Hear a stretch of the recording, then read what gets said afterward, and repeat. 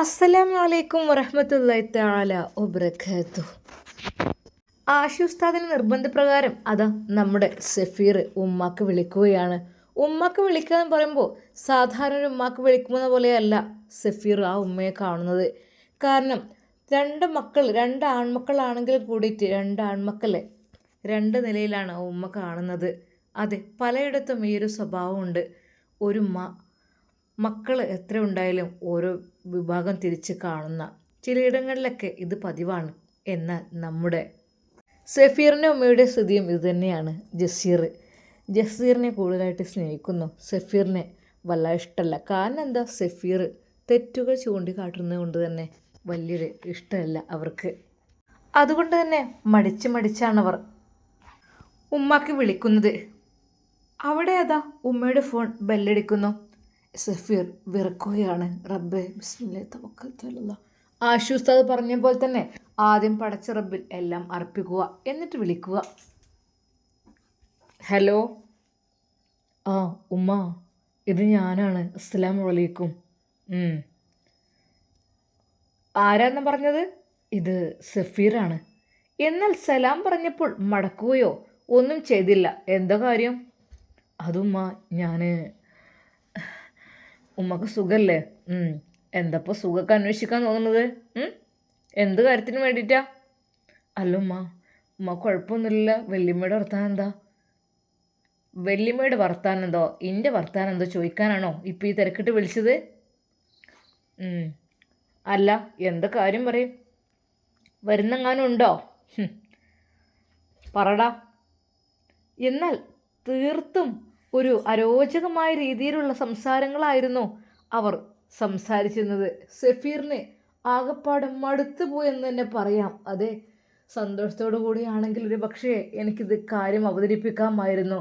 എന്നാൽ സഫീർ ഫോൺ ചെയ്യുന്നത് നമ്മുടെ ആഷി ഉസ്താദ് കാണുന്നുണ്ട്. അവൻ്റെ മുഖഭാവം മാറി മറിയുന്നതും അവർ കാണുന്നുണ്ട്.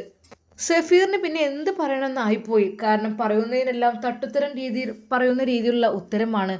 ഓ, ഈ ഒരു സമയത്തെങ്ങാനും ഇത് ഞാൻ പറഞ്ഞിരുന്നെങ്കിൽ. അല്ലുമ്മ, ഉമ്മ ഭക്ഷണം കഴിച്ചോ? ഭക്ഷണം കഴിച്ചാലും ഇല്ലെങ്കിലും ഇപ്പോൾ നിനക്കെന്താ? നീ നിന്നെ ഇഷ്ടം പോലെ പോയത്.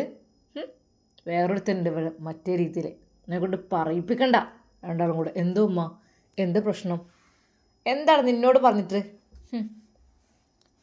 തള്ളാർ പറയുന്ന കുറച്ചൊക്കെ ഒന്ന് കേൾക്കണം. ഇത് മറ്റുള്ളവർക്ക് വേണ്ടി മരിക്കാൻ നീ തയ്യാറാ? ഉമ്മ, ഞാൻ എന്തുമ്മ ചെയ്തത്? ഒന്നും ചെയ്തിട്ടില്ല. എല്ലാവരും വീട്ടുകാരുടെ ഭാഗത്ത് സപ്പോർട്ട്. ഇത് നേരെ തിരിച്ചാ. ഈ ഇങ്ങോട്ട് വിളിക്കേ വേണ്ട. എന്തിനീ വിളിച്ചത്? എന്നെ ഓർമ്മ ഉണ്ടായിട്ടോ അതോ കടമ തീർക്കാനോ? എനിക്ക് വിളിച്ചതായിട്ട് എനിക്കൊരു കുഴപ്പമില്ല. ഉമ്മ അത്യധികം ദേഷ്യത്തിലാണ് സഫീറിനോട് പറയുന്നത്. എങ്ങനെ റബ്ബേ ഞാൻ അത് പറയാം? ഞാൻ അതെന്താ ഇനി പറയാം? എനിക്കറിയണില്ലല്ലോ റബ്ബേ. അല്ലാ ഉമ്മ, എനിക്ക് ഒരു കാര്യം പറയാനുണ്ടായിരുന്നു. എന്ത് കാര്യം? ഈ കാര്യം പറയാനേ ഉമ്മാനെ വിളിക്കുള്ളൂ? ഞാൻ വിളിച്ചിട്ട് ഉമ്മ എടുക്കണില്ലല്ലോ, അതുകൊണ്ടാണല്ലോ. ഓ, എനിക്കിവിടെ എടുക്കുന്ന പണിയല്ലേ. ഉമ്മ, എൻ്റെ ഒരു കാര്യം എനിക്ക് പറയാനുണ്ട്. ഞാനൊന്ന് പറഞ്ഞോട്ടെ? ഉമ്മ എനിക്ക് സമ്മതം തരുമോ? വെച്ച് പോടാ അവിടുന്ന്. എൻ്റെ ഒരു കാര്യം, അവൻ്റെ ഒരു കാര്യം കേൾക്കാനല്ലേ ഞാനിവിടെ നിൽക്കുന്നത് എന്ന് പറഞ്ഞുകൊണ്ട് ഫോൺ അവരങ്ങ് കട്ട് ചെയ്തു. എന്നാൽ ആ നിമിഷം സഫീർ വിങ്ങിപ്പൊട്ടി. ഏയ് കരയില്ലടാ. എന്താ പറ്റിയത്? നീ പറഞ്ഞോ. അങ്ങനൊന്നും പറയാൻ പറ്റില്ലടാ. ഞാൻ ഉമ്മനൊക്കെ എത്ര സ്നേഹിക്കേണ്ടതോ, പക്ഷെ അവർ തെറ്റിലേക്ക് പോകുമ്പോൾ ഞാൻ എതിർക്കും. അതെൻ്റെ കടമയായതുകൊണ്ട്. എന്താ ചെയ്യുക? അല്ല, എന്താ കാര്യമൊന്നും പറഞ്ഞില്ല അല്ലേ? നീ പറഞ്ഞു നോക്ക്. പറഞ്ഞൊരു പക്ഷേ സമ്മതിക്കും. എൻ്റെ പൊന്നു ആഷി ഉസ്താദേ, എന്നെ അത്രക്ക് ദേഷ്യമുണ്ട് എന്നോട്. അല്ലെങ്കിലും ആഷി, ഞാൻ ഒരു കാര്യം പറയട്ടെ. ഉമ്മക്ക് എന്നോട് ചെറുപ്പം മുതലേ അങ്ങനെ. ഞാൻ എന്നൊരു തല്ലുവിളിയായിരിക്കും. ജസീറാണെങ്കിൽ നല്ലവനായിരിക്കും. അവന് എല്ലാവരുടെയും മുമ്പിൽ നല്ലതായിരിക്കും. പക്ഷേ അവന് എല്ലാ രീതിയിലും രഹസ്യ കുറ്റങ്ങളും അവനാണ് ചെയ്യുന്നത്. പക്ഷേ തല്ലുകൊള്ളത് എനിക്കുമായിരിക്കും. എൻ്റെ ജീവിതത്തിലും അതേ സെയിം സിറ്റുവേഷൻ തന്നെ വന്നു കഴിഞ്ഞു. അവൻ ചെയ്ത കുറ്റത്തിന് ഞാൻ ജയിലിൽ കിടക്കേണ്ട അവസ്ഥ വന്നു.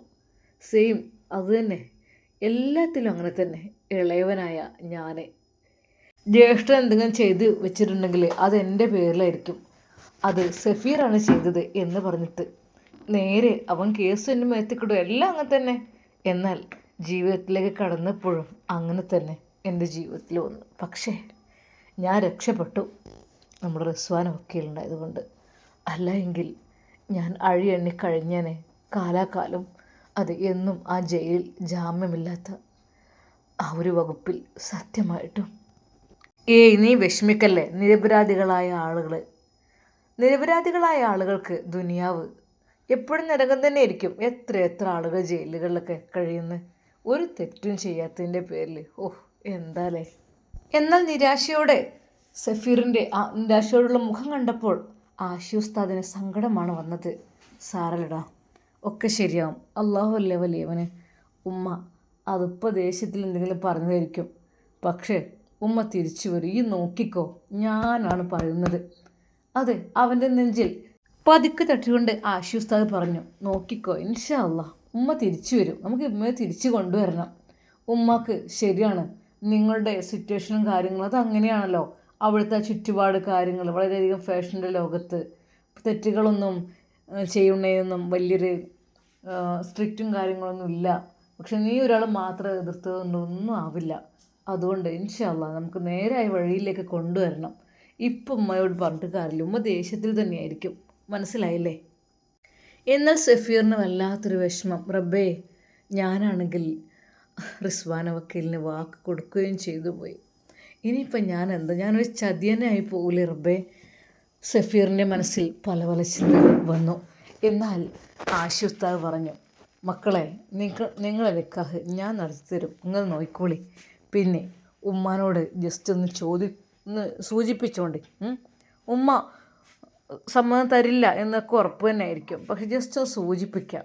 ഉമ്മ, എനിക്കിങ്ങനെ ഒരു പെണ്ണിനെ ഇഷ്ടമാണ് ഉമ്മ, ഞാനവളെ കല്യാണം കഴിക്കട്ടെ, ഞങ്ങൾ നിക്കാഹ് കഴിക്കട്ടെ എന്ന് പറയുന്ന നേരത്ത് ഉമ്മ ശക്തമായ രീതിയിൽ എതിർക്കും. അത് ഉറപ്പാണ് അല്ലേ.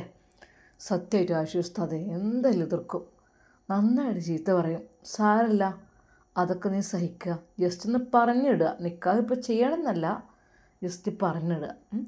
ഇൻഷാ അല്ലാ നിനക്കൊരു പെണ്ണിനോട് അങ്ങനെ ഇഷ്ടം തോന്നിക്കഴിഞ്ഞു. പക്ഷെ ഉമ്മ ഈ ഒരു കാര്യത്തിന് മാത്രമല്ല, നിന്നെ പറ്റിയങ്ങ് വെറുത്തതല്ലേ. അതെ, ആ ഒരു വീട്ടിൽ നിന്ന് നിന്നോട് ഇറങ്ങിപ്പോകാൻ പറയലും അങ്ങനെയൊക്കെ ആയിട്ട്. അപ്പോൾ എൻ്റെ അഭിപ്രായം പറയുന്നത്, നിനക്ക് പിന്നെ ആ വീട്ടിലേക്ക് പ്രവേശനവും കാര്യങ്ങളും ഇല്ലെങ്കിൽ നിനക്ക് നിൻ്റെ ഇഷ്ടങ്ങൾ തീരുമാനിക്കാറോ അല്ലേ. സഫീർ ദയനീയമായി ആശി ഉസ്താദിൻ്റെ മുഖത്തേക്ക് നോക്കി. ഉസ്താദേ, ശരിയാണ്, പക്ഷേ എങ്കിലും എൻ്റെ മനസ്സ് വല്ലാതെ ഉമ്മയുടെ സമ്മതം എന്തിനെങ്കിലും ഉണ്ടോ? തൽക്കാലം ഒന്നും വേണ്ട, ജസ്റ്റ് ഉമ്മയോട് പറയുക, അത് മാത്രം. പിന്നെ ഉമ്മമാർ അത്ര എതിർക്കുകയാണെങ്കിൽ നമുക്ക് വിവാഹം കഴിക്കാതിരിക്കുന്നൊരു ഓപ്ഷനൊന്നുമില്ല. അവർ അറിയാത്ത രീതിയിൽ പിന്നീട് നമ്മൾ പറയണം അവരോട് കാര്യങ്ങളൊക്കെ. അങ്ങനെ എന്തെങ്കിലും ചെയ്യുക ഇൻഷാ അല്ലാ. പിന്നെ എന്തൊക്കെ തന്നെ റിസ്വാന വക്കീൽ, അവൾ ഒരുപാട് ആഗ്രഹിച്ചു പോയി തന്നെ. പിന്നെയെന്ന് വെച്ചാൽ അവൾക്ക് എന്തൊക്കെയോ ഒരു പ്രശ്നം എന്നോട് തോന്നിയിട്ടായിരിക്കും നമുക്ക് ഇതങ്ങ് പെട്ടെന്ന് എന്തായാലും ഉമ്മയോട് പറയണം ജസ്റ്റ് കേട്ടോ. ആശി, ഉമ്മയോട് പറഞ്ഞാൽ ഒരിക്കലും ഉമ്മ സമ്മതിക്കില്ല, പരിഗണിക്കില്ല, അതെനിക്ക് നന്നായിട്ടറിയാം. വിളിച്ചപ്പോൾ തന്നെ ചീത്ത കേട്ടേ, അതൊന്നും ഉള്ളതാണ്. അത് ചെറുപ്പം മുതലേ അങ്ങനെ തന്നെയാണ്. എനിക്ക് ഇങ്ങനെ കാണുമ്പോഴും വല്ലാത്തൊരു വിഷമമാണ്. ഇടയ്ക്കിടയ്ക്ക് സിനിമക്ക് പോകുമ്പോൾ ഞാൻ ഒരു ദിവസം പറഞ്ഞു ഉമ്മയോട്, ഉമ്മ ഇത് അത്ര നല്ലതല്ലല്ലോ ഉമ്മ, നമ്മളൊക്കെ തന്നെ ഇപ്പോൾ ഇങ്ങനെ ഉള്ളൂ, ഇപ്പോൾ ബാക്കിയുള്ള ആളുകളൊക്കെ നല്ല രീതിയിലാണ് ഉമ്മ ജീവിക്കുന്നത്. അത് പറഞ്ഞപ്പോൾ എൻ്റെ നേർക്ക് എന്താടാ എൻ്റെ ഇഷ്ടം നടക്കുന്നത്, നിനക്കെന്താ എന്നുള്ള രീതിയിൽ അങ്ങനെയൊക്കെ ആയിരുന്നു. ഇനിയും അങ്ങനെ തന്നെ ആയിരിക്കുമടാ. എനിക്ക് എൻ്റെ ജീവിതത്തിൽ നിക്കാവും കല്യാണമൊന്നും ഉണ്ടാവുന്നില്ല, ഒന്നിനു വേണ്ടിയിട്ടുമല്ല. എനിക്ക് ആ റിസ്വാന വക്കീൽ അവരെന്നെ ഇഷ്ടമെന്ന് പറഞ്ഞപ്പോൾ എനിക്ക് അവരൊന്ന് സംരക്ഷിക്കണമെന്ന് എനിക്ക് തോന്നി. പണത്തിൻ്റെ കാര്യത്തിൽ യാതൊരു കുറവും എനിക്കില്ല, അതൊക്കെ എനിക്ക് ഇഷ്ടം പോലെയുണ്ട്. പക്ഷെ എന്നെ സ്നേഹിക്കാൻ ആരുമില്ല ആശി, സത്യമായിട്ടും എന്നെ ഒന്ന് മനസ്സറിഞ്ഞ് സ്നേഹിക്കാൻ ഒന്നും ആരുമില്ലാത്ത പോലെയാണ് എനിക്ക് പലപ്പോഴും ഫീൽ ചെയ്തിട്ടുണ്ട്. പലപ്പോഴും ഒരു സാധനം എന്തെങ്കിലും സ്പെഷ്യലായിട്ടാണെങ്കിൽ പലപ്പോഴും ഉമ്മ ഗിഫ്റ്റ് കൊടുക്കുന്നത് അവനായിരിക്കും. ഞാനവിടെ തൊട്ടടുത്തുണ്ടെങ്കിൽ പോലും എന്നെ മൈൻഡ് ചെയ്യാതെ അവന് കൊടുക്കും. അങ്ങനെ പല രീതിയിലെ ഒരുപാട് മാനസിക സംഘർഷങ്ങൾ ഞാൻ അനുഭവിച്ചിട്ടുണ്ട് ആഷി. അതെന്തെനിക്കറിയില്ല.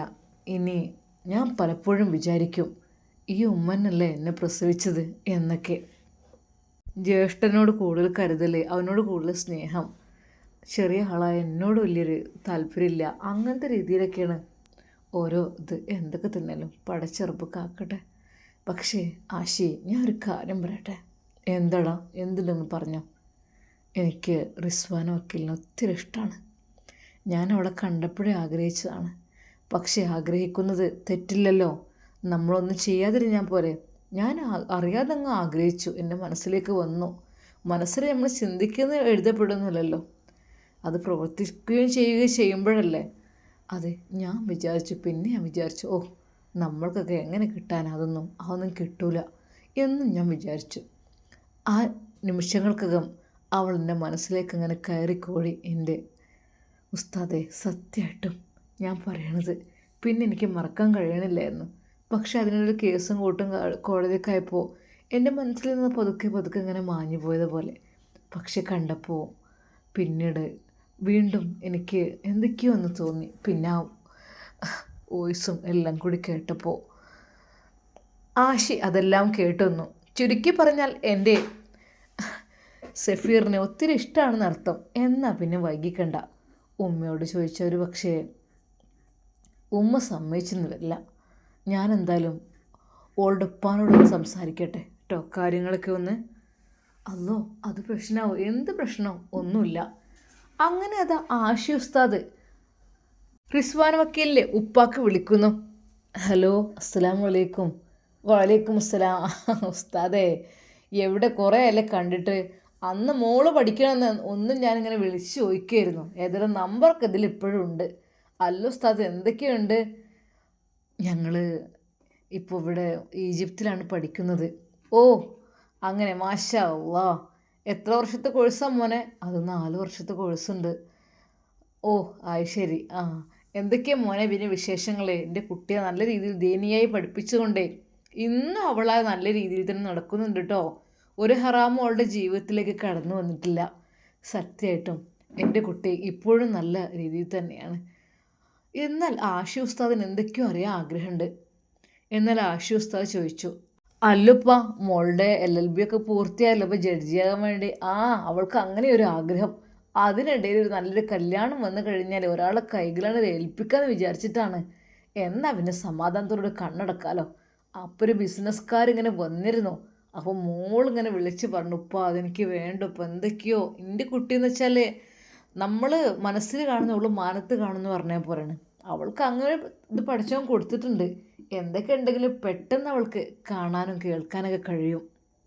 അങ്ങനൊരു മെമ്മറി പവർ പഠിച്ചവൾക്ക് നൽകിയിട്ടുണ്ട്. അല്ല, എന്നിട്ട് ആ ബിസിനസ് അത് വേണ്ട എന്നുള്ള നിലക്കൊക്കെയാണ് നമ്മൾ പറയുന്നത്. ഞാൻ എപ്പോഴും അങ്ങോട്ട് ഒഴിവാക്കിയിട്ടൊന്നുമില്ല. എന്നാൽ ആ നിമിഷം തന്നെ ഇതാണ് ചാൻസ് എന്ന് കരുതി ഉസ്താദ് നേരെ അതാ പറയുന്നു, അല്ലേ, നമ്മളെ കയ്യിലൊരു ചെക്കനുണ്ടായിരുന്നു ഉസ്താദ്. ഉപ്പ, മോനെ, നിങ്ങളുടെ കയ്യിലോ? ആ, അതെ, കുഴപ്പമില്ലാത്ത വലിയ തറവാട്ടുകാരൊക്കെ തന്നെയാണ്. പിന്നെ ദീനിയായ രീതിയിൽ പഠിക്കുകയാണ്. പിന്നെ ഭൗതിക പഠനം പഠിച്ചിട്ടുണ്ട്. സ്വന്തമായി സാലറി കാര്യങ്ങളെല്ലാം ഉണ്ട്. കുഴപ്പമില്ല. എന്താ ഉപ്പ, എന്താ വേണ്ടത്? ഉസ്താദേ, ഇങ്ങൾ കൊണ്ടുവന്നതാണെങ്കിൽ അതിൽ നമുക്ക് 100% വിശ്വാസമാണ്. അതിൽ പിന്നെ ഒന്നുമില്ല. പക്ഷെ മോളോട് ചോദിക്കണം. മോളോട് ചോദിക്കാതെ ഒന്ന് തന്നെ പെട്ടെന്ന് തന്നെ പെണ്ണ് കാണാൻ വന്നിട്ട് ഓൾക്ക് തീരെ എന്നെ ഇഷ്ടപ്പെട്ടിട്ടില്ല. ആ, ഓള് ഞങ്ങളെ സന്തോഷം കെടുത്തണ്ടെന്ന് വിചാരിച്ചിട്ട് ചെക്കൻ്റെ മുമ്പിലേക്ക് ചെന്ന്. ഞങ്ങൾ വെടിയല്ലേ. ആ, അവർക്കാണ് അർജൻറ്റും പെട്ടെന്ന് കാര്യങ്ങളൊക്കെ നടത്തണമെന്ന് കുറച്ച്. പക്ഷേ ഇതിപ്പോൾ പഴയത് വന്ന് ഒതുങ്ങാതെപ്പോൾ രണ്ടാമത്തെ നിൽക്കുന്നത് ശരിയല്ലല്ലോ.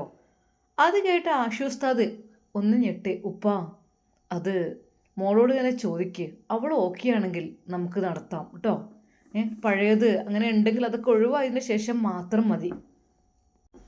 ഉപ്പ, അങ്ങനെയാണെങ്കിൽ നിങ്ങൾ കാര്യങ്ങൾ സംസാരിച്ചിട്ട് വിളിക്കുക കേട്ടോ. ആ, ആയിക്കോട്ടെ, എന്നാൽ ശരി. ദുആ ചെയ്യൂ കേട്ടോ. മോൾക്ക് നല്ല ഹൈറായ ഒരു ആലോചനയൊക്കെ വരാൻ വേണ്ടി. ഇൻഷാ അല്ലാഹ്. അസ്സലാമു അലൈക്കും. വലൈക്കും അസ്സലാം. എന്നാൽ ആ പിതാവിൻ്റെ മനസ്സിൽ സന്തോഷമൊക്കെ ഉണ്ട്. എന്തൊക്കെയാണ് ഉസ്താദ് പറഞ്ഞത്? ദീനിയായ ചെക്കനാണ്, അത്യാവശ്യം കുഴപ്പമില്ലാത്ത സാമ്പത്തികം ഉണ്ട്, ജീവിക്കാനൊക്കെ അവൻ്റെ സ്വന്തമായിട്ടുള്ള ബിസിനസ് കാര്യങ്ങൾ അതുണ്ട്, അങ്ങനെയൊക്കെ പറഞ്ഞല്ലോ. അപ്പോൾ നേരത്തെ വന്നത് ബിസിനസ്സും കാര്യങ്ങളും അങ്ങനെയുണ്ട്, ഒക്കെ ബിസിനസ്സൊക്കെ തന്നെ. പിന്നെ ഇപ്പോൾ ദീനിയായതെന്ന് പറഞ്ഞപ്പോൾ എനിക്ക് കുറച്ചൊരു താല്പര്യമുണ്ട്. മറ്റത് ദീനിയായ കാര്യത്തിനോട് വല്ലാതെ അങ്ങോട്ട് ഇത് വന്നിട്ടില്ലായിരുന്നു. എന്തായാലും മോളെ വിളിച്ച് സംസാരിക്കട്ടെ. മോളെ വിളിച്ച് സംസാരിച്ചിട്ട് പറ്റുകയാണെങ്കിൽ ഇൻഷാ അല്ലാ അതങ്ങോട്ട് പെട്ടെന്ന് നടത്താം. പഴയതങ്ങോട്ട് വേണ്ടെങ്കിൽ ഒഴിവാക്കണം ചെയ്യണം. അല്ലെങ്കിൽ അതങ്ങ് കടിച്ചു തൂങ്ങി നിൽക്കും. അവരോടും കാര്യങ്ങളൊക്കെ ഒന്ന് പറയണം ഇൻഷാ അല്ലാ. ഉപ്പ നേരെ അതാ പൊന്നുമോൾക്ക് വിളിക്കുന്നു.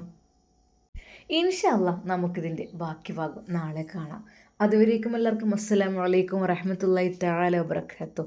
പ്രിയപ്പെട്ടവരെ, എൻ്റെ സംസാരത്തിലൊരു പിഴവ് വരുന്ന പോലെ നിങ്ങൾക്ക് തോന്നുന്നുണ്ടോ? എൻ്റെ നാവിൻ്റെ തുമ്പത്തൊരു നല്ലൊരു മുറിയുണ്ട് കേട്ടോ, ഒരു പുണ്ണ് പോലത്തെ ഉണ്ടാവുമല്ലോ അത്. അപ്പോൾ അതിങ്ങനെ തട്ടുമ്പോൾ നല്ല വേദന ഉണ്ട്. അതുകൊണ്ട് തന്നെ മറ്റു രണ്ട് കഥകൾ എനിക്ക് പറയാനങ്ങോട്ട് കഴിയണില്ല.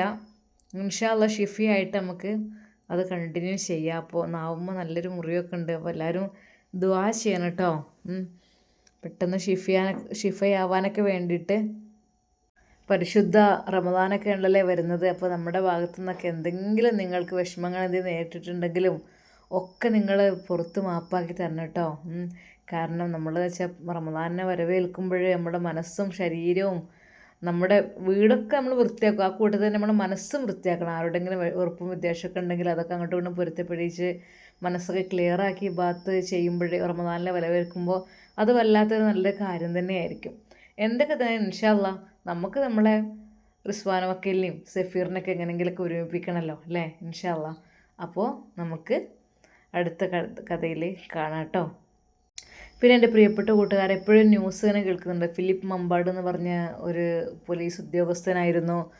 അദ്ദേഹത്തെക്കുറിച്ച് പറയുകയാണെങ്കിൽ എനിക്ക് യൂട്യൂബിൽ നിന്നൊക്കെ ആദ്യം കിട്ടിയ ഒരു മൊമെൻറ്റോ എന്ന് പറഞ്ഞാൽ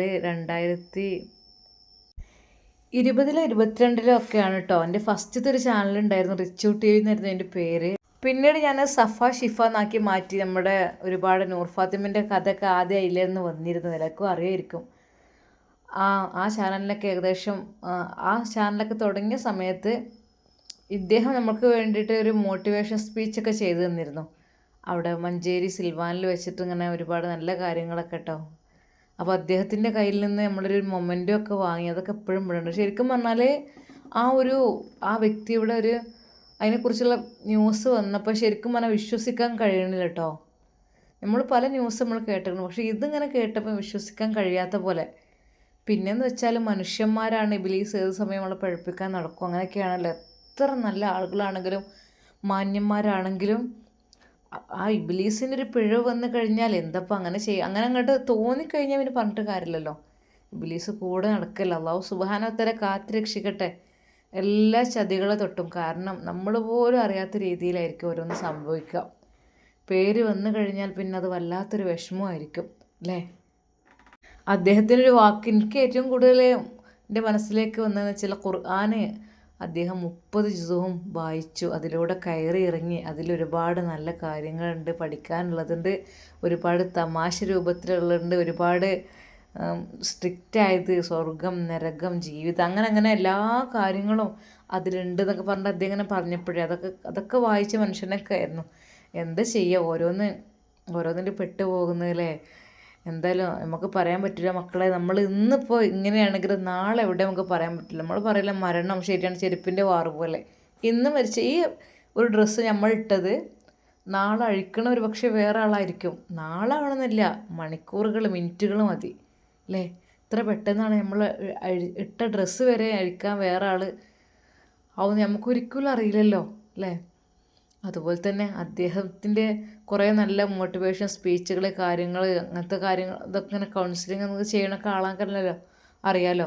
അപ്പോൾ എത്ര പെട്ടെന്നല്ല അതിൻ്റെ ആ ഒരു ഇമേജിലൊരു കളങ്കം വരുത്തുന്ന രീതിയിലൊരു ന്യൂസൊക്കെ വന്നത്. എന്തായാലും പഠിച്ചവൻ കാത്തു രക്ഷിക്കട്ടെ. നമ്മളെ ഒരിക്കലും നമ്മളൊരാളെ അപമാനിക്കാൻ പാടില്ല. അതുപോലെ തന്നെ നമ്മളൊരാളെ ബുദ്ധിമുട്ടിക്കാനൊന്നും പാടില്ല. അതൊക്കെ നമുക്കൊരു പക്ഷേ തിരിച്ചടിയായി വരാനൊക്കെ ചാൻസ് ഉണ്ട്. എന്തൊക്കെ തന്നെയാലും നിരപരാധിയാണെങ്കിൽ അദ്ദേഹത്തെ വെറുതെ വിട്ടെന്ന് നമുക്ക് പ്രാർത്ഥിക്കാം. തെറ്റ് ചെയ്തവരാണെങ്കിൽ പോലും നമ്മുടെ നാട്ടിലൊന്നും ശിക്ഷയുടെ കാര്യത്തിൽ അത്ര വലിയ സ്ട്രിക്റ്റ് ഒന്നും ഇല്ലല്ലോ അല്ലേ. അറബ് നാട്ടിലൊക്കെ ആണെങ്കിൽ അതിൻ്റേതായ രീതിയിൽ ശിക്ഷയും കാര്യങ്ങളൊക്കെ ഉണ്ടാവും. എന്തായാലും അങ്ങനെയുള്ള പ്രശ്നങ്ങളിലൊന്നും പെടാതെ നമ്മളെയും നമ്മുടെ കുടുംബത്തിലുള്ള എല്ലാവരെയും പടച്ച റബ്ബ് കാത്തുരക്ഷിച്ച് അനുഗ്രഹിക്കട്ടെ. ആമീൻ യാ റബ്ബൽ ആലമീൻ. അല്ലാഹുവേ, നമ്മുടെ ഉപ്പമാർ, ആങ്ങളമാർ, മക്കൾ, ആണുങ്ങളായാലൊക്കെ പുറത്ത് പോകുന്നവരും ജോലിക്ക് പോകണവരും ഒക്കെ ഓരോ ഫീൽഡിൽ വർക്ക് ചെയ്യണവരാണ്. നമ്മൾ സ്ത്രീകളാണെങ്കിലും അങ്ങനെ തന്നെ നമ്മൾക്ക് ബസ്സിൽ കയറേണ്ടി വരും, ട്രെയിനിൽ, നമ്മൾ വാഹനത്തിൽ, അങ്ങനെ പല രീതിയിൽ നമുക്ക് പുറത്തിറങ്ങൊക്കെ വേണ്ടി വരും. എന്തെങ്കിലും ചെറിയൊരു പിഴവ് വന്ന് കഴിഞ്ഞാൽ കഴിഞ്ഞ മക്കളെ. ഷിംജിതാൻ്റെത് കണ്ടില്ലേ, അതൊക്കെ എന്താല്ലേ അതിൻ്റെ പേരിൽ ഒരാൾ ആത്മഹത്യ ചെയ്തു, അങ്ങനെയായി ഇങ്ങനെയായി എന്നൊക്കെ പറഞ്ഞിട്ട് ഒരുപാട് പ്രശ്നങ്ങളും കാര്യങ്ങളൊക്കെ ആയിട്ട്.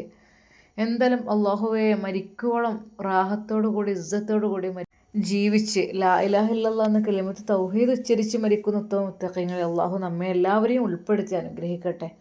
ആമീൻ യാ റബ്ബൽ ആലമീൻ. അസ്സലാമു അലൈക്കും വറഹ്മത്തുള്ളാഹി തആല വബറകാതുഹു.